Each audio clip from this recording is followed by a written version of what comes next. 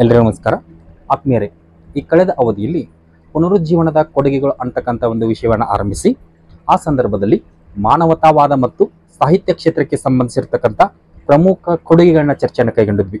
ಸದ್ಯದ ಅವಧಿಯಲ್ಲಿ ಇದೇ ಪುನರುಜ್ಜೀವನ ಅಂತಕ್ಕಂಥ ವಿಷಯವನ್ನು ಮುಂದುವರಿಸಿ ಇವತ್ತಿನ ಅವಧಿಯಲ್ಲಿ ನಾವೇನ್ ಮಾಡೋಣಪ್ಪ ಅಂತಂದ್ರೆ ಕಲೆ ಮತ್ತು ವಾಸ್ತುಶಿಲ್ಪಕ್ಕೆ ಸಂಬಂಧಿಸಿರ್ತಕ್ಕಂಥ ಒಂದು ಕೊಡುಗೆಗಳ ಬಗ್ಗೆ ಚರ್ಚೆಯನ್ನು ಕೈಗೊಳ್ಳೋಣ. ಹಾಗಾದ್ರೆ ಆರಂಭದಲ್ಲಿ ಈ ಪುನರುಜ್ಜೀವನದ ಕಾಲಾವಧಿಯಲ್ಲಿ ಕಂಡುಬರ್ತಕ್ಕಂಥ ಕಲೆಯನ್ನು ನೋಡುವುದಾದ್ರೆ ಈ ಮುಂಚೆ ಅಂದ್ರೆ ಮಧ್ಯಯುಗನ ಕಾಲಾವಧಿಯಲ್ಲಿ ಕಲೆ ಎನ್ನುವುದು ಕೇವಲ ಧರ್ಮಕ್ಕೆ ಸೀಮಿತವಾಗಿತ್ತು.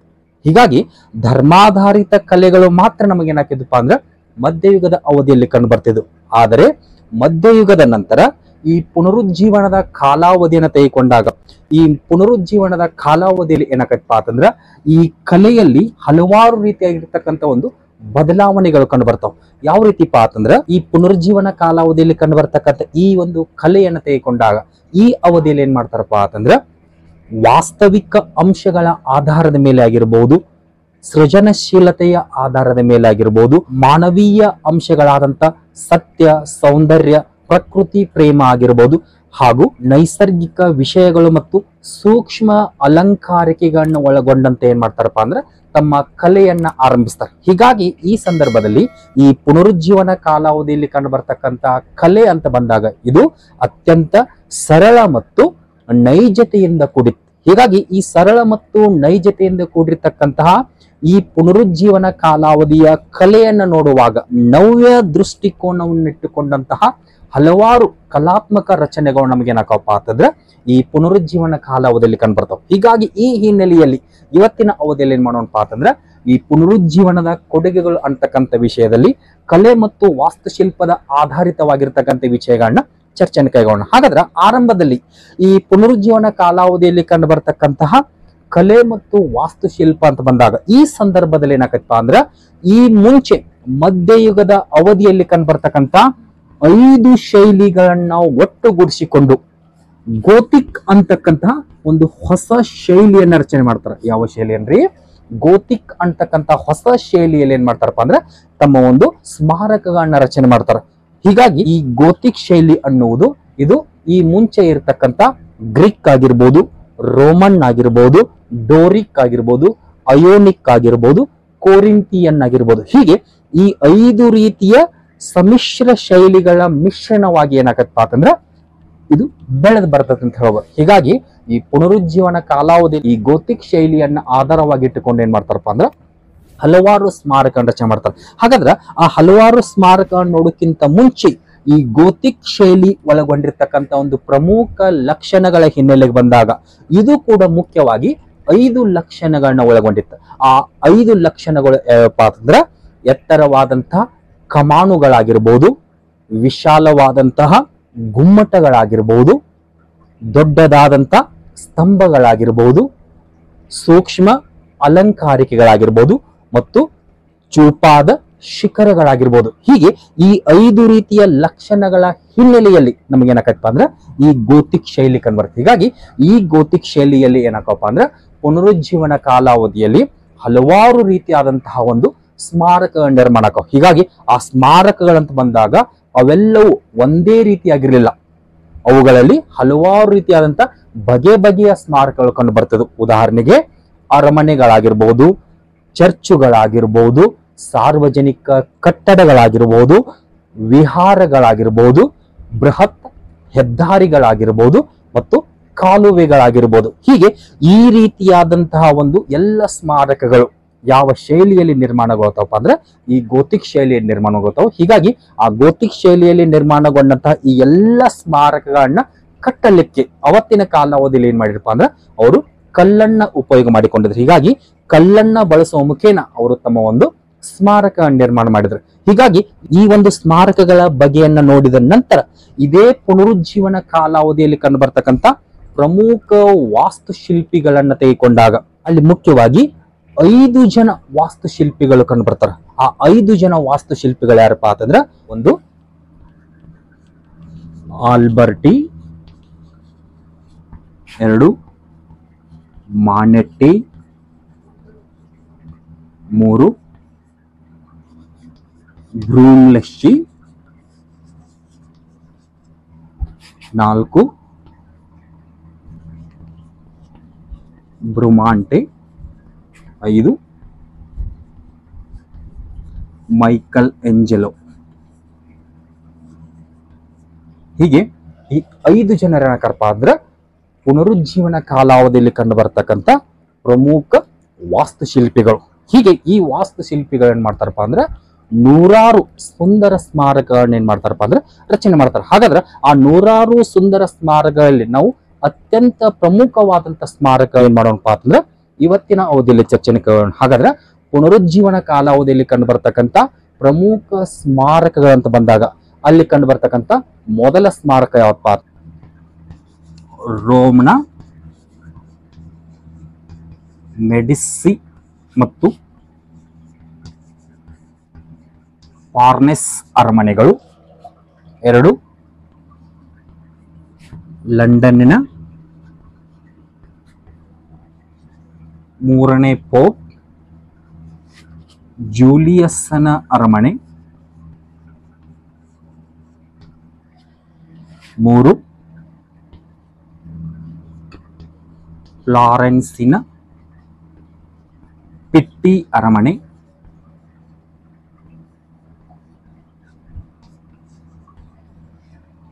4 ಲಂಡನ್ನಿನ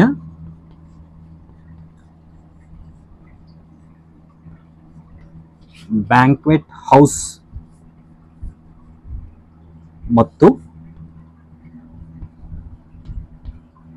ಸೇಂಟ್ ಪಾಲನ ಕೆಥೆಡ್ರಲ್.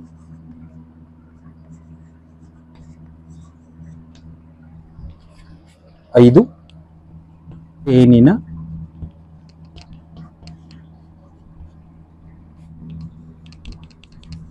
ಪಿಕೋಲೋಮಿನಿ ಅರಮನೆ ಆಗಿರ್ಬೋದು. 6 ವೆನಿಸ್ನ ಸೇಂಟ್ ಮಾರ್ಕ್ ಕೆಥೆಡ್ರಲ್ ಮತ್ತು ಡೂಯಜ್ ಅರಮನೆ ಆಗಿರಬಹುದು. ನಂತರ ವ್ಯಾಟಿಕನ್ನ ಸಿಸ್ಟನ್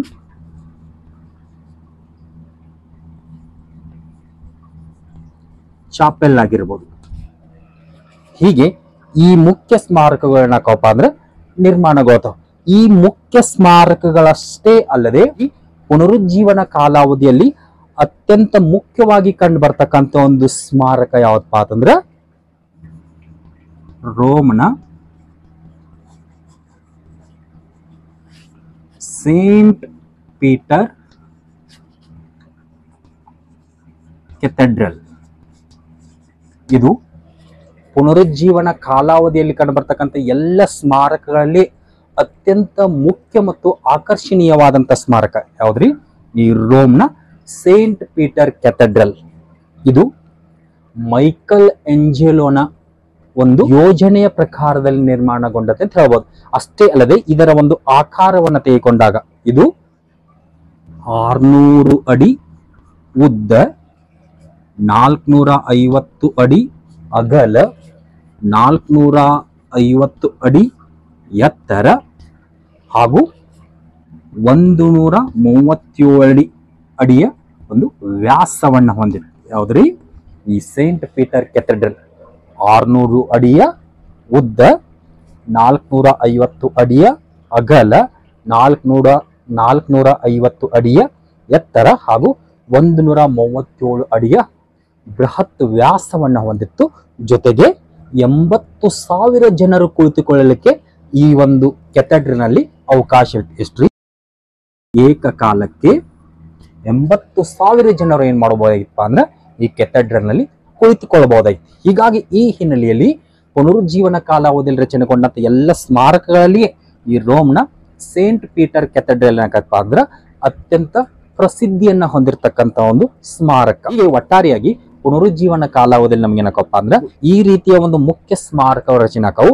ಆ ಮುಖ್ಯ ಸ್ಮಾರಕಗಳಲ್ಲಿ ಅತ್ಯಂತ ಪ್ರಸಿದ್ಧವಾದದ್ದು ಈ ರೋಮ್ನ ಸೇಂಟ್ ಪೀಟರ್ ಕ್ಯಾಥೆಡ್ರಲ್ ಅಂತ ಹೇಳ್ಬೋದು. ಇನ್ನು ಒಂದು ಪುನರುಜ್ಜೀವನ ಕಾಲಾವಧಿಯಲ್ಲಿ ಕಂಡು ಬರ್ತಕ್ಕಂಥ ಪ್ರಮುಖ ವಾಸ್ತುಶಿಲ್ಪಿಗಳು ಮತ್ತು ಪ್ರಮುಖ ಸ್ಮಾರಕಗಳನ್ನ ನೋಡಿದ ನಂತರ ಮುಂದುವರೆದಂತೆ ನಾವೇನ್ ಮಾಡೋಣಪ್ಪ ಅಂದ್ರೆ ಪುನರುಜ್ಜೀವನ ಕಾಲಾವಧಿಯಲ್ಲಿ ಕಂಡು ಬರ್ತಕ್ಕಂಥ ಶಿಲ್ಪಕಲೆಯ ಬಗ್ಗೆ ಏನ್ ಮಾಡೋಣಪ್ಪ ಅಂದ್ರೆ ಚರ್ಚೆಯನ್ನು ಕೈಗೊಳ್ಳೋಣ.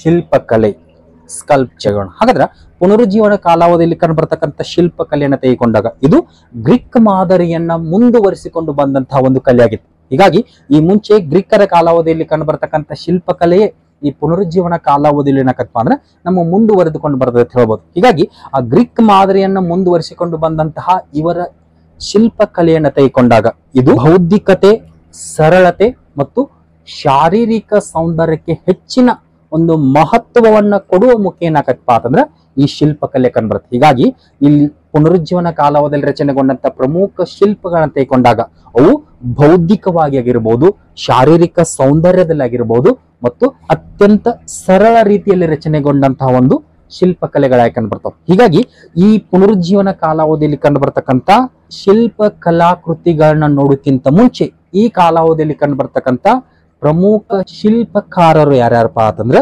ಲೊರೆಂಜೋ ಗಿಲ್ಬರ್ಟ್ ಆಗಿರ್ಬೋದು, ಮೈಕಲ್ ಏಂಜೆಲೋ ಆಗಿರ್ಬೋದು, ಆಲ್ಬ್ರೆಕ್ಟ್ ಡ್ಯೂರರ್ ಆಗಿರ್ಬೋದು, ಲೂಕ್ ಡೆಲ್ಲಾ ರೋವಿಲೋ ಆಗಿರ್ಬೋದು, ಮೆಡಿಸಿ ಲೊರೆಂಜೋ ಆಗಿರ್ಬೋದು, ಡೊನಾಟೆಲ್ಲೋ ಆಗಿರ್ಬೋದು. ಹೀಗೆ ಈ ಪ್ರಮುಖ ಶಿಲ್ಪಕಾರರು ನಮಗೇನಕ್ಕಾರಪ್ಪ ಅಂದ್ರೆ ಪುನರುಜ್ಜೀವನ ಕಾಲಾವಧಿಯಲ್ಲಿ ಕಂಡು ಬರ್ತಾರೆ. ಹೀಗೆ ಈ ಶಿಲ್ಪಕಾರರಿಂದ ರಚನೆಗೊಂಡಂತ ಪ್ರಮುಖ ಶಿಲ್ಪ ಕಲಾಕೃತಿಗಳನ್ನು ನೋಡೋದಾದ್ರೆ ಅಲ್ಲಿ ಕಂಡು ಬರ್ತಕ್ಕಂಥ ಮೊದಲ ಒಬ್ಬ ಶಿಲ್ಪಕಾರ ಯಾರಪ್ಪ ಅಂತಂದ್ರೆ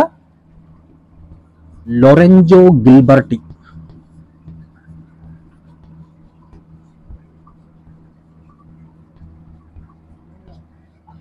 ಈತನ ಒಂದು ಮುಖ್ಯ ಶಿಲ್ಪ ಕಲಾಕೃತಿ ಯಾವ್ದಪ್ಪ ಅಂತಂದ್ರೆ ಫ್ಲಾರೆನ್ಸಿನ ಬ್ಯಾಪ್ಟಿಸ್ಟಿ ಕಟ್ಟಡದ ಬಾಗಿಲುಗಳ ಮೇಲೆ ಕಂಡು ಬರ್ತಕ್ಕಂಥ ಒಂದು ಸುಂದರ ಕೆತ್ತನೆಗಳು. ಅವು ಯಾರಿಂದ ರಚನೆಗೊಂಡವಪ್ಪ ಅಂದ್ರೆ ಈ ಒಂದು ಲೊರೆಂಜೋ ಗಿಲ್ಬರ್ಟಿಯಿಂದ. ಹೀಗಾಗಿ ಲೊರೆಂಜೋ ಗಿಲ್ಬರ್ಟಿಗೆ ಸಂಬಂಧಿಸಿರ್ತಕ್ಕಂಥ ಒಂದು ಪ್ರಮುಖ ಶಿಲ್ಪ ಕಲಾಕೃತಿ ಯಾವಪ್ಪ ಅಂತಂದ್ರೆ ಫ್ಲಾರೆನ್ಸಿನ ಬ್ಯಾಪ್ಟಿಸ್ಟಿ ಕಟ್ಟಡದ ಒಂದು ಬಾಗಿಲುಗಳ ಮೇಲೆ ಕಂಡು ಬರ್ತಕ್ಕಂಥ ಒಂದು ಕೆತ್ತನೆಗಳು. ಇನ್ನು ಎರಡನೇ ಒಬ್ಬ ಪ್ರಮುಖ ಶಿಲ್ಪಕಾರ ಯಾರಪ್ಪ ಅಂತಂದ್ರೆ ಡೊನಾಟೆಲ್ಲೋ.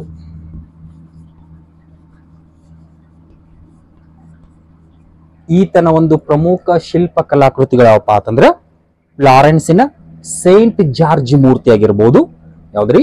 ಫ್ಲಾರೆನ್ಸಿನ ಸೇಂಟ್ ಜಾರ್ಜ್ ಮೂರ್ತಿ ಆಗಿರ್ಬೋದು ಹಾಗೂ ವೆನಿಸಿನ ಸೇಂಟ್ ಮಾರ್ಕನ ಮೂರ್ತಿ. ಯಾವ್ದ್ರಿ?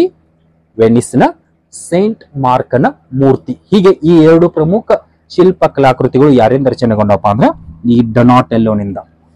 ಇನ್ನು ಮೂರನೇ ವ್ಯಕ್ತಿ ಯಾರಪ್ಪ ಅಂತಂದ್ರೆ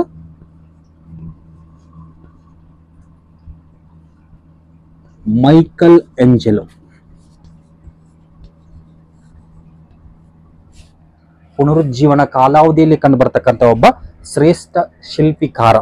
ಇವನಿಂದ ಹಲವಾರು ರೀತಿಯಾದಂತಹ ಒಂದು ಶಿಲ್ಪಗಳ ರಚನೆ ಆಗವು.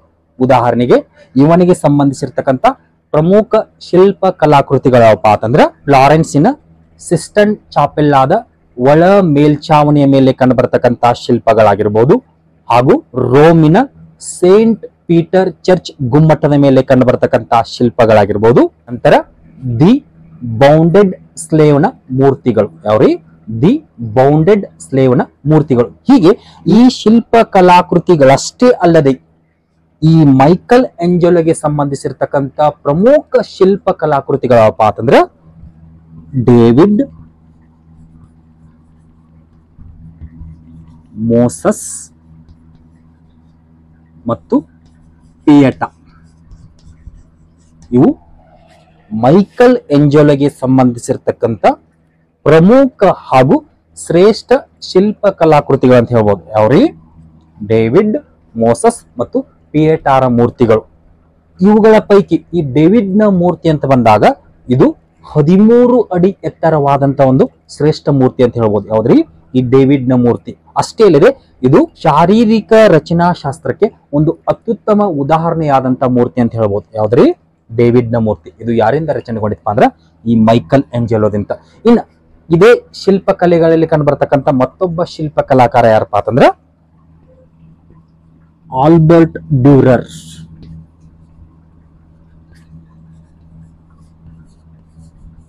ಆಲ್ಬರ್ಟ್ ಡ್ಯೂರರ್ ಈತನು ಸಹ ಏನ್ ಮಾಡ್ತಾನಪ್ಪ ಅಂದ್ರ ಹಲವಾರು ಶಿಲ್ಪ ಕಲಾಕೃತಿಗಳನ್ನ ರಚನೆ ಮಾಡ್ತಾನು. ಅವುಗಳಲ್ಲಿ ಕಂಡುಬರ್ತಕ್ಕಂಥ ಪ್ರಮುಖ ಶಿಲ್ಪ ಕಲಾಕೃತಿಗಳು ಯಾವಪ್ಪ ಅಂತಂದ್ರೆ ನೈಟ್ ಅಂಡ್ ಡೆತ್ ಆಗಿರ್ಬೋದು. ಹೌದ್ರಿ, ದಿ ನೈಟ್ ಅಂಡ್ ಡೆತ್ ಆಗಿರ್ಬೋದು, ಹಾಗೂ ಸೇಂಟ್ ಜೆರೋಮ್ ಇನ್ ಹೀಜ್ ಸ್ಟಡಿಯ ಒಂದು ಮೂರ್ತಿಗಳಾಗಿರ್ಬೋದು. ಸೇಂಟ್ ಜೆರೋಮ್ ಇನ್ ಹೀಜ್ ಸ್ಟಡಿಯ ಒಂದು ಮೂರ್ತಿಗಳ ಕೆತ್ತನಾಗಿರ್ಬೋದು. ಇವು ಆಲ್ಬರ್ಟ್ ಡ್ಯೂರರ್ಗೆ ಸಂಬಂಧಿಸಿರ್ತಕ್ಕಂಥ ಪ್ರಮುಖ ಶಿಲ್ಪಕಲೆಗಳಂತ ಹೇಳ್ಬೋದು. ಹೀಗೆ ಈ ರೀತಿಯಾದಂತಹ ಪ್ರಮುಖ ಶಿಲ್ಪಕಾರರು ಮತ್ತು ಶಿಲ್ಪ ಕಲಾಕೃತಿಗಳು ಎಲ್ಲಿ ರಚನೆಗೊಂಡಪ್ಪ ಅಂತಂದ್ರೆ ಇವು ಪುನರುಜ್ಜೀವನದ ಕಾಲಾವಧಿಯಲ್ಲಿ. ಇದಿಷ್ಟು ಏನಪ್ಪಾ ಅಂದ್ರೆ ಪುನರುಜ್ಜೀವನ ಕಾಲಾವಧಿಯಲ್ಲಿ ಕಂಡುಬರ್ತಕ್ಕಂಥ ಶಿಲ್ಪಕಲೆಗೆ ಸಂಬಂಧಿಸಿರ್ತಕ್ಕಂಥ ಒಂದು ಮಾಹಿತಿ. ಇನ್ನು ಶಿಲ್ಪಕಲೆಯನ್ನ ನೋಡಿದ ನಂತರ ಮುಂದುವರೆದಂತ ನಾವೇನ್ ಮಾಡೋಣಪ್ಪ ಅಂದ್ರೆ ಚಿತ್ರಕಲೆಯ ಬಗ್ಗೆ ಚರ್ಚೆಯನ್ನು ಕೈಗೊಳ್ಳೋಣ. ಪುನರುಜ್ಜೀವನ ಕಾಲಾವಧಿಯಲ್ಲಿ ಕಂಡುಬರ್ತಕ್ಕಂಥ ಶಿಲ್ಪಕಲೆಯನ್ನ ನೋಡಿದ ನಂತರ ಅದರ ಮುಂದುವರಿದ ಭಾಗವಾಗಿ ನಾವೇನ್ ಮಾಡ್ತೀವಿ ಅಂದ್ರೆ ಈ ಚಿತ್ರಕಲೆಯನ್ನ ಚರ್ಚೆ ಮಾಡ್ತೀವಿ. ಹೀಗಾಗಿ ಪುನರುಜ್ಜೀವನ ಕಾಲಾವಧಿಯಲ್ಲಿ ಕಂಡುಬರ್ತಕ್ಕಂಥ ಶಿಲ್ಪಕಲೆ ಮತ್ತು ಈ ಚಿತ್ರಕಲೆಗಳನ್ನ ಏನಂತ ಕರೀತಾರಪ್ಪ ಅಂದ್ರೆ ಪುನರುಜ್ಜೀವನದ ಎರಡು ಕಣ್ಣುಗಳಂತ ಕರೀತಾರೆ. ಯಾವುಗಳನ್ರಿ? ಶಿಲ್ಪಕಲೆ ಮತ್ತು ಚಿತ್ರಕಲೆಯನ್ನ. ಹೀಗಾಗಿ ಈ ಹಿನ್ನೆಲೆಯಲ್ಲಿ ಈ ಚಿತ್ರಕಲೆ ಪುನರುಜ್ಜೀವನ ಕಾಲಾವಧಿಯಲ್ಲಿ ಶಿಲ್ಪಕಲೆಗಿಂತಲೂ ಹೆಚ್ಚಿನ ಒಂದು ಪ್ರಗತಿಯನ್ನ ಸಾಧಿಸಿದೆ ಅಂತ ಹೇಳ್ಬೋದು. ಅಷ್ಟೇ ಅಲ್ಲದೆ ಈ ಚಿತ್ರಕಲೆಗೆ ಸಂಬಂಧಿಸಿದಂತೆ ಫ್ಲಾರೆನ್ಸಿನಲ್ಲಿ ಏನಾಕವಪ್ಪ ಅಂತಂದ್ರೆ ಚಿತ್ರಶಾಲೆಗಳು ಕಂಡು ಬರ್ತಾವ. ಹೀಗಾಗಿ ಈ ಪುನರುಜ್ಜೀವನ ಕಾಲಾವಧಿಯಲ್ಲಿ ಕಂಡು ಬರ್ತಕ್ಕಂಥ ಈ ಚಿತ್ರಕಲೆಯನ್ನ ತೆಗೆದುಕೊಂಡಾಗ ಇದು ಧರ್ಮಾತೀತವಾಗಿ ಕಂಡು ಬರ್ತಕ್ಕಂಥ ಒಂದು ಕಲೆಯಾಗಿತ್ತು. ಯಾವ್ದ್ರಿ? ಈ ಚಿತ್ರಕಲೆ. ಹೀಗಾಗಿ ಈ ಚಿತ್ರಕಲೆಯಲ್ಲಿ ಏನ್ ಮಾಡ್ತಾರಪ್ಪ ಅಂತಂದ್ರೆ ಮಾನವೀಯ ಮತ್ತು ಜಾತ್ಯತೀತ ದೃಷ್ಟಿಕೋನದಲ್ಲಿ, ಯಾವ್ದ್ರಿ? ಮಾನವೀಯ ಮತ್ತು ಜಾತ್ಯತೀತ ದೃಷ್ಟಿಕೋನದಲ್ಲಿ ತಮ್ಮ ಒಂದು ಚಿತ್ರಗಳನ್ನ ಏನ್ ಮಾಡ್ತಾರಪ್ಪ ಅಂದ್ರೆ ರಚನೆ ಮಾಡ್ತಾರೆ. ಅಷ್ಟೇ ಅಲ್ಲದೆ ಇಲ್ಲಿ ರಚನೆಗೊಂಡಂತಹ ಈ ಒಂದು ಚಿತ್ರಗಳನ್ನ ತೆಗೆದುಕೊಂಡಾಗ ಇವು ಏನಾಗಿದ್ದಪ್ಪ ಅಂತಂದ್ರೆ ಸರಳ ದೇಹದ ಸೌಂದರ್ಯ ಮತ್ತು ಸೃಜನ ಕಲಾಕೃತಿಗಳನ್ನ ಒಳಗೊಂಡಂತಹ ಒಂದು ಚಿತ್ರಗಳಾಗಿದ್ದು. ಹೀಗೆ ಈ ರೀತಿಯ ಒಂದು ಚಿತ್ರಕಲೆಗಳು ಪುನರುಜ್ಜೀವನದ ಕಾಲಾವಧಿಯಲ್ಲಿ ಏನಾಗತ್ತಪ್ಪ ಅಂತಂದ್ರೆ ಮಾನವೀಯತೆಗೆ ಸ್ಫೂರ್ತಿಯಾದವು ಅಂತ ಹೇಳ್ಬೋದು. ಹೀಗಾಗಿ ಈ ಹಿನ್ನೆಲೆಯಲ್ಲಿ ಈ ಪುನರುಜ್ಜೀವನ ಕಾಲಾವಧಿಯಲ್ಲಿ ಕಂಡು ಬರ್ತಕ್ಕಂಥ ಈ ಚಿತ್ರಕಲೆ ಅತಿ ಹೆಚ್ಚಾಗಿ ಬೆಳೆದು ಬಂದಿದ್ದು ಫ್ಲಾರೆನ್ಸ್ ಅಂತಕ್ಕಂಥ ಸ್ಥಳದಲ್ಲಿ. ಹೀಗಾಗಿ ಆ ಫ್ಲಾರೆನ್ಸ್ ನಲ್ಲಿ ಯಾಕೆ ಹೆಚ್ಚು ಬೆಳೆದು ಬರ್ತಪ್ಪ ಅಂತಂದ್ರೆ ಅಲ್ಲಿ ಕಂಡು ಬರ್ತಕ್ಕಂಥ ರಾಜರಾಗಿರ್ಬೋದು, ಪೋಪರಾಗಿರ್ಬೋದು ಮತ್ತು ವರ್ತಕರಾಗಿರ್ಬೋದು, ಇವರೆಲ್ಲರೂ ಏನ್ ಮಾಡ್ತಾರಪ್ಪ ಅಂದ್ರೆ ಈ ಚಿತ್ರಕಲೆಗೆ ಅತಿ ಹೆಚ್ಚಿನ ಒಂದು ಪ್ರೋತ್ಸಾಹ ಕೊಡ್ತಾರೆ. ಹೀಗಾಗಿ ಈ ಹಿನ್ನೆಲೆಯಲ್ಲಿ ಪುನರುಜ್ಜೀವನ ಕಾಲಾವಧಿಯಲ್ಲಿ ಕಂಡು ಬರ್ತಕ್ಕಂಥ ಪ್ರಮುಖ ಚಿತ್ರಕಾರರು ಅಂತ ಬಂದಾಗ ಅಲ್ಲಿ ಕಂಡು ಬರ್ತಕ್ಕಂಥ ಪ್ರಮುಖ ಚಿತ್ರಕಾರರು ಯಾರ್ಯಾರಪ್ಪ ಅಂತಂದ್ರೆ ಮೈಕಲ್ ಎಂಜೆಲೋ ಆಗಿರ್ಬೋದು, ಲಿಯೋನಾರ್ಡ್ ಡಾವಿನ್ಸಿ ಆಗಿರ್ಬೋದು, ಟಿಟಿಯಾನ್ ಆಗಿರ್ಬೋದು, ನಂತರ ಸ್ಯಾಂಜಿಯೋ ರಾಫೆಲ್ ಆಗಿರ್ಬೋದು. ಹೀಗೆ ಈ 4 ಜನ ಪ್ರಮುಖ ಚಿತ್ರಕಾರರು ಏನಾಕರಪ್ಪ ಅಂದ್ರೆ ನಮ್ಮ ಪುನರುಜ್ಜೀವನ ಕಾಲಾವಧಿಯಲ್ಲಿ ಕಂಡು ಬರ್ತಾರೆ. ಈ ಚಿತ್ರಕಾರರ ಪ್ರಮುಖ ಚಿತ್ರ ಕಲಾಕೃತಿಗಳು ನಮಗೆ ಯಾವುಗಳ ಮೇಲೆ ಕಂಡು ಬರ್ತಾವಪ್ಪ ಅಂತಂದ್ರೆ ದಪ್ಪನೆಯ ಬಟ್ಟೆಗಳ ಮೇಲೆ ಆಗಿರ್ಬೋದು, ಗಾಜಿನ ಮೇಲೆ ಆಗಿರ್ಬೋದು, ಮರಗಳ ಮೇಲೆ ಆಗಿರ್ಬೋದು, ಹಾಗೂ ಇನ್ನಿತರ ವಸ್ತುಗಳ ಮೇಲೆ ಏನ್ ಮಾಡ್ತಾರಪ್ಪ ಅಂದ್ರೆ ತಮ್ಮ ಒಂದು ಚಿತ್ರ ಕಲಾಕೃತಿಗಳನ್ನ ರಚನೆ ಮಾಡ್ತಾರೆ. ಹೀಗಾಗಿ ಆ ಚಿತ್ರ ಕಲಾಕೃತಿಗಳನ್ನು ನೋಡುವಾಗ ಅತ್ಯಂತ ಪ್ರಮುಖವಾದಂತಹ ಚಿತ್ರಕಾರರು ಮತ್ತು ಚಿತ್ರ ಕಲಾಕೃತಿಗಳನ್ನ ಏನ್ ಮಾಡಪ್ಪ ಅಂದ್ರೆ ಸದ್ಯದ ಅವಧಿಯಲ್ಲಿ ಚರ್ಚೆಯನ್ನು ಕೈಗೊಳ್ಳೋಣ. ಹಾಗಾದ್ರೆ ಇಲ್ಲಿ ಕಂಡು ಬರ್ತಕ್ಕಂಥ ಮೊದಲ ಒಬ್ಬ ಚಿತ್ರಕಾರ ಯಾರಪ್ಪ ಅಂತಂದ್ರೆ ಲಿಯೋನಾರ್ಡ್ ಡಾ ವಿಂಚಿ. 1452ರಿಂದ 1519 ಅವಧಿಯಲ್ಲಿ ಕಂಡು ಬರ್ತಕ್ಕಂಥ ವ್ಯಕ್ತಿ ಯಾರ್ರಿ? ಈ ಲಿಯೋನಾರ್ಡೋ ಡಾ ವಿನ್ಸಿ. ಹಾಗಾದ್ರೆ ಆರಂಭಿಕವಾಗಿ ಈ ಲಿಯೋನಾರ್ಡೋ ಡಾ ವಿನ್ಸಿಯ ಒಂದು ಸಂಕ್ಷಿಪ್ತ ಮಾಹಿತಿಯನ್ನು ತೆಗೆದುಕೊಳ್ಳೋದಾದ್ರೆ ಈ ಲಿಯೋನಾರ್ಡೋ ಡಾ ವಿನ್ಸಿ ಈತ ಏನಾಗಿತ್ತಪ್ಪ ಅಂದ್ರೆ ಫ್ಲಾರೆನ್ಸಿನಲ್ಲಿ ಕಂಡು ಬರ್ತಕ್ಕಂಥ ಒಬ್ಬ ಪ್ರಮುಖ ಚಿತ್ರಕಾರನಾಗಿದ್ದ. ಯಾರ್ರಿ? ಈ ಲಿಯೋನಾರ್ಡೋ ಡಾ ವಿನ್ಸಿ. ಈತ ಕೇವಲ ಚಿತ್ರಕಾರ ಅಷ್ಟೇ ಅಲ್ಲದೆ ಈತ ಒಬ್ಬ ಬಹುಮುಖ ಪ್ರತಿಭೆಯುಳ್ಳಂತಹ ವ್ಯಕ್ತಿಯಾಗಿದ್ದ. ಕಾರಣ ಏನಪ್ಪಾ ಅಂತಂದ್ರೆ ಈತ ಒಬ್ಬ ಕವಿಯೂ ಆಗಿದ್ದ, ವಾಗ್ಮಿಯೂ ಆಗಿದ್ದ, ತತ್ವಜ್ಞಾನಿಯೂ ಆಗಿದ್ದ, ಖಗೋಳ ಶಾಸ್ತ್ರಜ್ಞನೂ ಆಗಿದ್ದ, ವಿಜ್ಞಾನಿಯೂ ಆಗಿದ್ದ, ಸಂಗೀತಗಾರನೂ ಆಗಿದ್ದ, ನೈಸರ್ಗಿಕ ತಜ್ಞನೂ ಆಗಿದ್ದ. ಹೀಗೆ ಈ ರೀತಿಯಾದಂತ ಒಂದು ವಿಭಿನ್ನ ಪ್ರತಿಭೆಗಳನ್ನ ಯಾರು ಹೊಂದಿದ್ರಪ್ಪ ಅಂತಂದ್ರೆ ಈ ಲಿಯೋನಾರ್ಡೋ ಡಾ ವಿನ್ಸಿ ಹೊಂದಿದ್ರು. ಹೀಗಾಗಿ ಈ ಬಹುಮುಖ ಪ್ರತಿಭೆಯುಳ್ಳಂತಹ ಈ ಲಿಯೋನಾರ್ಡೋ ಡಾ ವಿನ್ಸಿ ಅಂತ ತೆಗೆದುಕೊಂಡಾಗ ಇವನಿಗೂ ಕೂಡ ಪಕ್ಷಿಗಳಂತೆ ಹಾರಾಡ್ಬೇಕಂತಕ್ಕಂಥ ಒಂದು ಆಸೆ ಇತ್ತು. ಹೀಗಾಗಿ ಈ ಹಿನ್ನೆಲೆಯಲ್ಲಿ ಈತನ ಒಂದು ಮುಖ್ಯ ಸಾಧನೆ ವಿಮಾನ ಹಾರುವ ನಿಯಮಗಳನ್ನ ಮೊಟ್ಟ ಮೊದಲ ಬಾರಿಗೆ ಅನ್ವೇಷಣೆ ಮಾಡಿದವ ಯಾರಪ್ಪ ಅಂದ್ರೆ ಇದೇ ಲಿಯೋನಾರ್ಡೋ ಡಾ ವಿನ್ಸಿ. ಅಷ್ಟೇ ಅಲ್ಲದೆ ಸಬ್ಮರೀನ್ ಗಳನ್ನ ಶೋಧನೆ ಮಾಡಿರತಕ್ಕಂಥ ಕೀರ್ತಿಯು ಯಾರಿಗೆ ಸಲ್ಲುತ್ತಪ್ಪ ಅಂದ್ರೆ ಈ ಲಿಯೋನಾರ್ಡೋ ಡಾ ವಿನ್ಸಿಗೆ ಸಲ್ಲುತ್ತೆ. ಹೀಗಾಗಿ ಈ ಲಿಯೋನಾರ್ಡೋ ಡಾ ವಿನ್ಸಿ ಅಂತ ಬಂದಾಗ ಈತ ಒಬ್ಬ ಕೇವಲ ಚಿತ್ರಕಾರ ಅಷ್ಟೇ ಅಲ್ಲದೆ ಬಹುಮುಖ ಪ್ರತಿಭೆ ಉಳ್ಳಂತ ವ್ಯಕ್ತಿಯಾಗಿದ್ದ. ಹೀಗಾಗಿ ಈ ಹಿನ್ನೆಲೆಯಲ್ಲಿ ಈತ ತನ್ನ ಒಂದು ಸಹಿಯನ್ನ ಯಾವ ರೀತಿ ಮಾಡ್ತಿದ್ಪ ಅಂದ್ರೆ ಪ್ರಯೋಗಗಳ ಶಿಷ್ಯ ಅಂತಕ್ಕಂಥ ಹೆಸರಿನಲ್ಲಿ ಏನ್ ಮಾಡ್ತಿದ್ಪ ಅಂದ್ರೆ ತನ್ನ ಒಂದು ಸಹಿಯನ್ನ ಮಾಡ್ತಿದ್ದ. ಏನ್ರಿ, ಪ್ರಯೋಗಗಳ ಶಿಷ್ಯ ಅಂತಕ್ಕಂಥ ಒಂದು ಶಿಷ್ಯಿಕೆಯಲ್ಲಿ ಏನ್ ಮಾಡ್ತಿದ್ಪ ಅಂದ್ರೆ ತನ್ನ ಒಂದು ಸಹಿಯನ್ನ ಮಾಡ್ತಿದ್ರು. ಯಾರ್ರಿ, ಲಿಯೋನಾರ್ಡೋ ಡಾ ವಿನ್ಸಿ. ಇವನ ಒಂದು ಸಹಿ ಯಾವಪ್ಪ ಅಂದ್ರೆ ಪ್ರಯೋಗಗಳ ಶಿಷ್ಯ. ಹೀಗೆ ಈ ಲಿಯೋನಾರ್ಡೋ ಡಾ ವಿನ್ಸಿಯ ಬಗೆಗಿನ ಸಂಕ್ಷಿಪ್ತ ಮಾಹಿತಿಯನ್ನು ನೋಡಿದ ನಂತರ ಇವನಿಂದ ರಚನೆಗೊಂಡಂತ ಒಂದು ಪ್ರಮುಖ ಚಿತ್ರಕಲಾಕೃತಿಗಳನ್ನು ತೆಗೆದುಕೊಂಡಾಗ ಅಲ್ಲಿ ಕಂಡು ಬರ್ತಕ್ಕಂಥ ಮೊದಲ ಒಂದು ಚಿತ್ರಕೃತಿ ಯಾವ್ದಪ್ಪ ಅಂತಂದ್ರೆ virgin of the rocks. Leonardo da ವಿನ್ಸಿಯಿಂದ ರಚನೆಗೊಂಡಂತ ಒಂದು ಮೊದಲ ಚಿತ್ರಕೃತಿ ಯಾವಪ್ಪ ಅಂದ್ರೆ ವರ್ಜಿನ್ ಆಫ್ ದಿ ರಾಕ್ಸ್. ಈ ವರ್ಜಿನ್ ಆಫ್ ದಿ ರಾಕ್ಸ್ ಚಿತ್ರಕೃತಿಯ ನಂತರ ಮತ್ತೊಂದು ಚಿತ್ರಕೃತಿ ಯಾವಪ್ಪ ಅಂತಂದ್ರೆ the last supper. Leonardo da ವಿನ್ಸಿಯಿಂದ ರಚನೆಗೊಂಡಂತ ಮತ್ತೊಂದು ಪ್ರಮುಖ ಚಿತ್ರಕೃತಿ ಯಾವಪ್ಪ ಅಂದ್ರೆ ದಿ ಲಾಸ್ಟ್ ಸಪರ್. ಇದರ ನಂತರ ಮತ್ತೊಂದು ಚಿತ್ರಕೃತಿ ಯಾವಪ್ಪ ಅಂತಂದ್ರೆ the battle of Anghiari. Next the Virgin and child. The Virgin and child. ನಂತರ Salvator Mundi. Salvator Mundi. Next Saint John the Baptist. Saint John the Baptist. ಹೀಗೆ ಈ ಪ್ರಮುಖ ಚಿತ್ರಕಲಾಕೃತಿಗಳು ಅಷ್ಟೇ ಅಲ್ಲದೆ ಈತ ಫ್ರಾನ್ಸಿನ ಬೋರ್ಬನ್ ಮನೆತನದ ದೊರೆಯಾದಂತಹ 12ನೇ ಲೂಯಿಯ ಆಹ್ವಾನದ ಮೇರೆಗೆ ಈತ ಏನ್ ಮಾಡ್ತಾನಪ್ಪ ಅಂದ್ರೆ ಪ್ರಮುಖ 3 ಚಿತ್ರಕೃತಿಗಳನ್ನ ರಚನೆ ಮಾಡ್ತಾನ. ಆ ಪ್ರಮುಖ 3 ಚಿತ್ರಕೃತಿಗಳು ಯಾವಪ್ಪ ಅಂತಂದ್ರೆ ಸೈಂಟ್ ಆನೆ, ಮೇರಿ ಮತ್ತು ಹೀಗೆ ಫ್ರಾನ್ಸಿನ ದೊರೆಯಾದಂತಹ 12ನೇ ಲೂಯಿಯ ಆಹ್ವಾನದ ಮೇರೆಗೆ ಈ ಪ್ರಮುಖ 3 ವರ್ಣಚಿತ್ರಗಳನ್ನ ಏನ್ ಮಾಡ್ತಾನಪ್ಪ ಅಂದ್ರೆ ಈ ಲಿಯೋನಾರ್ಡೋ ಡಾ ವಿನ್ಸಿ ರಚನೆ ಮಾಡ್ತಾರೆ. ಹೀಗೆ ಈ ಲಿಯೋನಾರ್ಡೋ ಡಾ ವಿನ್ಸಿಯ ಇಷ್ಟೆಲ್ಲಾ ಪ್ರಮುಖ ಚಿತ್ರಕಲಾಕೃತಿಗಳನ್ನ ನೋಡಿದ ನಂತರ ಈ ಲಿಯೋನಾರ್ಡೋ ಡಾ ವಿನ್ಸಿಯಿಂದ ರಚನೆಗೊಂಡಂತ ಅತ್ಯಂತ ಪ್ರಮುಖ ಹಾಗೂ ಪಂಚದ ಚಿತ್ರಕಲಾಕೃತಿಗಳಲ್ಲಿಯೇ ಮೇರು ಸ್ಥಾನವನ್ನ ಪಡೆದುಕೊಂಡಂತ ಮತ್ತೊಂದು ಚಿತ್ರಕಲಾಕೃತಿ ಯಾವಪ್ಪ ಅಂದ್ರೆ ಮೋನಾಲಿಸಾಳ ಒಂದು ಚಿತ್ರಕಲಾಕೃತಿ. ಯಾವ್ದ್ರಿ? ಮೋನಾಲಿಸಾಳ ಒಂದು ಚಿತ್ರಕಲಾಕೃತಿ. ಇದು ಲಿಯೋನಾರ್ಡೋ ಡಾ ವಿನ್ಸಿಯ ಎಲ್ಲ ಚಿತ್ರಕಲೆಗಳಲ್ಲಿಯೇ ಅತ್ಯಂತ ಪ್ರಸಿದ್ಧಿಯನ್ನ ಪಡೆದಂತಹ ಒಂದು ಚಿತ್ರಪಟ. ಯಾವ್ದ್ರಿ? ಈ ಮೋನಾಲಿಸಾಳ ಒಂದು ಚಿತ್ರಪಟ. ಈ ಮೋನಾಲಿಸಾಳ ಚಿತ್ರಪಟವನ್ನ ಬಿಡಿಸಲಿಕ್ಕೆ ಆತ 4 ವರ್ಷಗಳ ಕಾಲ ಸಮಯವನ್ನ ತೆಗೆದುಕೊಳ್ತಾನೆ. ಯಾರ್ರಿ? ಲಿಯೋನಾರ್ಡೋ ಡಾ ವಿನ್ಸಿ. ಅದು ಯಾವ ಅವಧಿಯಿಂದ ಯಾವ ಅವಧಿವರೆಗೆಪ್ಪ ಅಂತಂದ್ರೆ 1500ರಿಂದ 1504. ಈ 4 ವರ್ಷಗಳ ಅವಧಿಯಲ್ಲಿ ಲಿಯೋನಾರ್ಡೋ ಡಾ ವಿನ್ಸಿ ಏನ್ ಮಾಡ್ತಾನಪ್ಪ ಅಂದ್ರೆ ಈ ಮೋನಾಲಿಸಾಳ ಚಿತ್ರಪಟವನ್ನು ಬಿಡಿಸ್ತಾನೆ. ಹಾಗಾದ್ರೆ ಈ ಮೋನಾಲಿಸಾಳ ಚಿತ್ರಪಟವನ್ನು ನೋಡೋಕ್ಕಿಂತ ಮುಂಚೆ ಆರಂಭದಲ್ಲಿ ಈ ಮೋನಾಲಿಸಾ ಅಂತಕ್ಕಂಥ ಪದದ ಹಿನ್ನೆಲೆಗೆ ಬಂದಾಗ ಮೋನಾ ಎಂದರೆ ಇಂಗ್ಲಿಷ್ ಭಾಷೆಯಲ್ಲಿ ಮೇಡಮ್ ಅಥವಾ ಮ್ಯಾಮ್ ಎಂದರ್ಥ. ಕೇವಲ ಲೀಸಾ ಎಂಬುದು ಮಾತ್ರ ಅವಳ ಹೆಸರು. ಹಾಗಾದ್ರೆ ಇಲ್ಲಿ ಲೀಸಾ ಯಾರಪ್ಪ ಅಂತಂದ್ರೆ ಈ ಲೀಸಾ ಎಂಬುದು ಫ್ಲಾರೆನ್ಸಿನಲ್ಲಿ ಕಂಡು ಬರ್ತಕ್ಕಂಥ ಒಬ್ಬ ಪ್ರತಿಷ್ಠ ರೇಷ್ಮೆ ವ್ಯಾಪಾರಿಯ ಹೆಂಡತಿ. ಹಾಗಾದ್ರೆ ಆ ಪ್ರತಿಷ್ಠ ರೇಷ್ಮೆ ವ್ಯಾಪಾರಿ ಯಾರಪ್ಪ ಅಂದ್ರ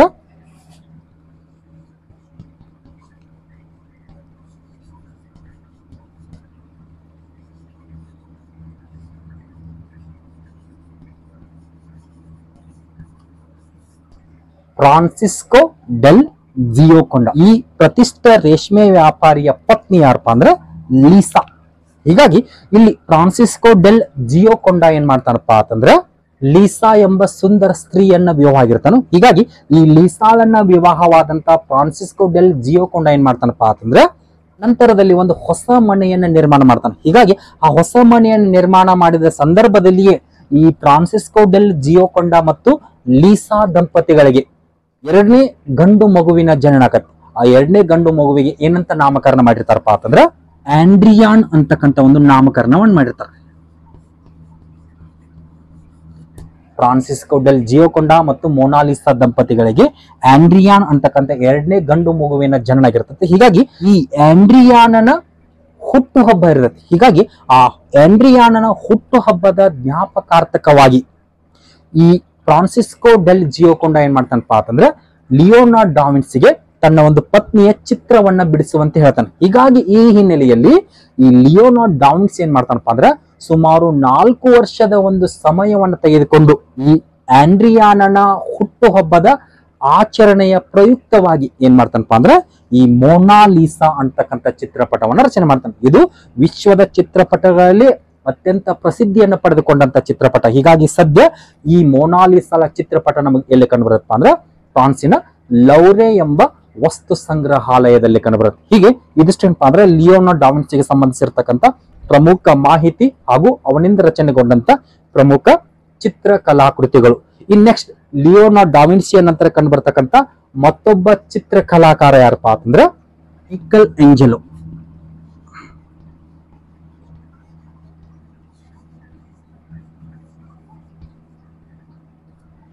ಲಿಯೋನಾರ್ಡೋ ಡಾ ವಿನ್ಸಿಯ ನಂತರ ಕಂಡು ಬರ್ತಕ್ಕಂಥ ಮತ್ತೊಬ್ಬ ಪ್ರಮುಖ ಚಿತ್ರಕಾರ ಯಾರಪ್ಪ ಅಂದ್ರೆ ಮೈಕಲ್ ಏಂಜೆಲೋ. ಈತ ಒಬ್ಬ ಶಿಲ್ಪಕಾರನೂ ಆಗಿದ್ದ, ಚಿತ್ರಕಾರನೂ ಆಗಿದ್ದ. ಹೀಗಾಗಿ ಈತ ಲಿಯೋನಾರ್ಡೋ ಡಾ ವಿನ್ಸಿ ಅಂತ ಈತನು ಸಹ ಏನಾಗಿದ್ದಪ್ಪ ಅಂತಂದ್ರೆ ಬಹುಮುಖ ಪ್ರತಿಭೆಯುಳ್ಳ ವ್ಯಕ್ತಿಯಾಗಿದ್ದ. ಈತ ಒಬ್ಬ ಶಿಲ್ಪಿಯಾಗಿದ್ದ, ಚಿತ್ರಕಾರನಾಗಿದ್ದ, ಒಬ್ಬ ಕವಿಯಾಗಿದ್ದ, ಶರೀರ ರಚನಾ ಶಾಸ್ತ್ರಜ್ಞನಾಗಿದ್ದ. ಹೀಗಾಗಿ ಈ ಹಿನ್ನೆಲೆಯಲ್ಲಿ ಈ ಬಹುಮುಖ ಪ್ರತಿಭೆಯುಳ್ಳಂತ ವ್ಯಕ್ತಿ ಈತ ಏನ್ ಮಾಡ್ತಾನಪ್ಪ ಅಂತಂದ್ರೆ ಟಿಪ್ಪಣಿ ಪುಸ್ತಕಗಳು ಅಂತಕ್ಕಂಥ ಕೃತಿಯನ್ನು ರಚನೆ ಮಾಡ್ತಾನೆ. ಹೀಗಾಗಿ ಆ ಟಿಪ್ಪಣಿ ಪುಸ್ತಕಗಳು ಅಂತಕ್ಕಂಥ ಕೃತಿ ಮೈಕಲ್ ಏಂಜೆಲೋನ ಬಹುಮುಖ ಪ್ರತಿಭೆಗಳ ಬಗ್ಗೆ ಏನ್ ಮಾಡ್ತಪ್ಪ ಅಂದ್ರೆ ತಿಳಿಸ್ಕೊಡ್ತೈತೆ ಅಂತ ಹೇಳ್ಬೋದು. ಅಷ್ಟೇ ಅಲ್ಲದೆ ಈ ಶಿಲ್ಪಕಾರನಾಗಿರ್ತಕ್ಕಂಥ ಸಂದರ್ಭದಲ್ಲಿ ಈ ಮೈಕಲ್ ಏಂಜೆಲೋ ಏನ್ ಮಾಡಿದಪ್ಪ ಅಂದ್ರೆ ಹಲವಾರು ಸುಂದರ ಶಿಲ್ಪಿಗಳ ಒಂದು ಕೆತ್ತನೆಯನ್ನು ಮಾಡಿದ್ದ. ಹೀಗಾಗಿ ಆ ಶಿಲ್ಪಿಗಳ ಕೆತ್ತನೆಯನ್ನ ಈ ಮುಂಚೆ ನಾವು ನೋಡಿದ್ವಿ. ಈ ಸದ್ಯದಲ್ಲಿ ನೇರವಾಗಿ ಈ ಚಿತ್ರಕಲೆಗೆ ಸಂಬಂಧಿಸಿದಂತೆ ಈ ಮೈಕಲ್ ಏಂಜೆಲೋನ ಒಂದು ಚಿತ್ರಪಟಗಳನ್ನ ನೋಡುವುದಾದ್ರೆ ಇವನಿಂದ ರಚನೆಗೊಂಡಂತ ಪ್ರಮುಖ ಚಿತ್ರಕಲಾಕೃತಿಗಳಪ್ಪ ಅಂತಂದ್ರೆ the last judgment, the creation of Adam, day and night, dawn and sunset ಹಾಗೂ ಗ್ರೀಕ್ನ ಸಸ್ಯ ದೇವತೆಯಾದಂತಹ ಬೇಕಸ್ಸಳ ಒಂದು ಪ್ರತಿಮೆ. ಹೀಗೆ ಈ ರೀತಿಯಾದಂತಹ ಪ್ರಮುಖ ಚಿತ್ರಕಲಾಕೃತಿಗಳು ಯಾಕಪ್ಪ ಅಂದ್ರೆ ಈ ಮೈಕಲ್ ಏಂಜೆಲೋ ಇಂದ ರಚನೆಗೊಳ್ತಾವೆ. ಜೊತೆಗೆ ಇವನಿಂದ ರಚನೆಗೊಂಡಂತ ಪ್ರಮುಖ ಶಿಲ್ಪಕಲೆಗಳು ಯಾವಪ್ಪ ಅಂದ್ರೆ ಡೇವಿಡ್ ಆಗಿರ್ಬೋದು, ಮೋಸಸ್ ಆಗಿರ್ಬೋದು, ಪಿಯೇಟ ಆಗಿರ್ಬೋದು. ಹೀಗೆ ಈ ರೀತಿಯಾದಂತಹ ಪ್ರಮುಖ ಶಿಲ್ಪಕಲೆಗಳನ್ನು ತಯಾರು ಮಾಡ್ತಾರಪ್ಪ ಅಂದ್ರೆ ಈ ಮೈಕಲ್ ಏಂಜೆಲೋ ರಚನೆ ಮಾಡ್ತಾನೆ. ಇನ್ನು ಮತ್ತೊಬ್ಬ ಮೂರನೇ ಚಿತ್ರಕಲಾಕಾರ ಯಾರಪ್ಪ ಅಂತಂದ್ರೆ ಸ್ಯಾಂಜಿಯೋ ರಾಫೆಲ್.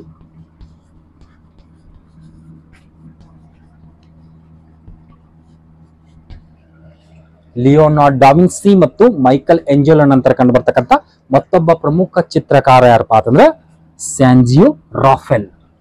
ಈತ ಪೋಪ್ನಾದ 10ನೇ ಲಿಯೋನ ಆಶ್ರಯದಲ್ಲಿ ಕಂಡು ಬರ್ತಕ್ಕಂಥ ಒಬ್ಬ ಚಿತ್ರಕಾರ. ಹೀಗಾಗಿ ಈ ಸೇಂಟ್ ಪೀಟರ್ ಚರ್ಚಿನ ಕೆಥಡ್ರಲ್ ನ ಪ್ರಧಾನ ಶಿಲ್ಪಿಯಾಗಿ ಏನ್ ಮಾಡ್ತಾನಪ್ಪ ಅಂದ್ರೆ ಕಾರ್ಯವನ್ನು ನಿರ್ವಹಿಸ್ತಾನೆ. ಯಾರ್ರಿ? ಇದೇ ಸ್ಯಾಂಜಿಯೋ ರಾಫೆಲ್. ಹೀಗಾಗಿ ಇವರಿಂದ ರಚನೆಗೊಂಡಂತ ಪ್ರಮುಖ ಚಿತ್ರಕಲಾಕೃತಿಗಳನ್ನು ತೆಗೆದುಕೊಂಡಾಗ ಅಲ್ಲಿ ಕಂಡು ಬರ್ತಕ್ಕಂಥ ಮೊದಲ ಒಂದು ಚಿತ್ರ ಯಾವಪ್ಪ ಅಂತಂದ್ರೆ ಸಿಸ್ಟನ್ ಮೆಡೋನಾ. ಯಾವ್ದ್ರಿ? ಸಿಸ್ಟನ್ ಮೆಡೋನಾ. ಇದು ಸ್ಯಾಂಜಿಯೋ ರಾಫೆಲ್ ನಿಂದ ರಚನೆಗೊಂಡಂತ ಪ್ರಮುಖ ಒಂದು ಚಿತ್ರಕಲಾಕೃತಿ. ಈ ಸಿಸ್ಟನ್ ಮೆಡೋನಾದ ನಂತರ ಇನ್ನಿತರ ಚಿತ್ರಗಳು ಯಾವಪ್ಪ ಅಂತಂದ್ರೆ ಚೈಲ್ಡ್ ಆಗಿರ್ಬಹುದು, ನಂತರ ಸೈಂಟ್ ಆಗಿರ್ಬೋದು. ಇವು ಇನ್ನಿತರೆ ಚಿತ್ರಕಲಾಕೃತಿಗಳು. ಯಾವ್ರಿ? ಸ್ಯಾಂಜಿಯೋ ರಾಫೆಲ್ ನಿಂದ ರಚನೆಗೊಂಡಂತ ಒಂದು ಚಿತ್ರಕಲಾಕೃತಿ. ಇನ್ನಂತರ ಕೊನೆದಾಗಿ ಕಂಡು ಬರ್ತಕ್ಕಂಥ ಮತ್ತೊಬ್ಬ ಚಿತ್ರಕಾರ ಯಾರಪ್ಪ ಅಂದ್ರೆ ಟಿಟಿಯಾನ್. ಪುನರುಜ್ಜೀವನ ಕಾಲಾವಧಿಯಲ್ಲಿ ತೈಲ ಚಿತ್ರಗಳಿಗೆ ಸಂಬಂಧಿಸಿರ್ತಕ್ಕಂಥ ಒಬ್ಬ ಪ್ರಮುಖ ವ್ಯಕ್ತಿ ಟಿಟಿಯಾನ್. ಇವನಿಂದ ತೈಲದಲ್ಲಿ ಅನೇಕ ವರ್ಣರಂಜಿತ ಚಿತ್ರಕಲೆಗಳು ಯಾಕಪ್ಪ ಅಂದ್ರೆ ರಚನೆಗೊಳ್ತಾವ. ಹಾಗಾದ್ರೆ ಈ ಟಿಟಿಯಾನ್ ಇಂದ ರಚನೆಗೊಂಡಂತ ಅನೇಕ ಚಿತ್ರಕಲಾಕೃತಿಗಳಲ್ಲಿ ಅತ್ಯಂತ ಪ್ರಸಿದ್ಧವಾದಂತ ಚಿತ್ರಕಲಾಕೃತಿ ಯಾವಪ್ಪ ಅಂತಂದ್ರೆ the assumption of the Virgin. ಯಾವ್ದ್ರಿ? The assumption of the Virgin. ಹೀಗೆ ಈ ರೀತಿಯಾದಂತಹ ಪ್ರಮುಖ ಚಿತ್ರಕಾರರು ಮತ್ತು ಚಿತ್ರ ಕಲಾಕೃತಿಗಳು ನಮಗೆ ಎಲ್ಲಿ ಕಂಡು ಬರ್ತಾವಪ್ಪ ಅಂದ್ರೆ ಈ ಒಂದು ಪುನರುಜ್ಜೀವನದ ಕಾಲಾವಧಿಯಲ್ಲಿ. ಈ ಪುನರುಜ್ಜೀವನ ಕಾಲಾವಧಿಯಲ್ಲಿ ಕಲೆ ಮತ್ತು ವಾಸ್ತುಶಿಲ್ಪಕ್ಕೆ ಸಂಬಂಧಿಸಿರ್ತಕ್ಕಂತಹ ಪ್ರಮುಖ ಸ್ಮಾರಕಗಳನ್ನ, ಶಿಲ್ಪ ಕಲಾಕೃತಿಗಳನ್ನ ಮತ್ತು ಚಿತ್ರ ಕಲಾಕೃತಿಗಳನ್ನು ನೋಡಿದ ನಂತರ ಇದೇ ಪುನರುಜ್ಜೀವನದ ಕೊಡುಗೆಗಳು ಅಂತಕ್ಕಂಥ ವಿಷಯದಲ್ಲಿ ಜ್ಞಾನಕ್ಕೆ ಸಂಬಂಧಿಸಿದ ಒಂದು ಕೊಡುಗೆಗಳು ಚರ್ಚೆಯನ್ನು ಕೈಗೊಳ್ಳೋಣ ಅಂತ ಹೇಳ್ತಾ ಇವತ್ತಿಗೆ ಇಲ್ಲಿ ನಾನು ಕ್ಲಾಸ್ ಅನ್ನು ಮುಗಿಸ್ತೀನಿ. ಎಲ್ರಿಗೂ ನಮಸ್ಕಾರ.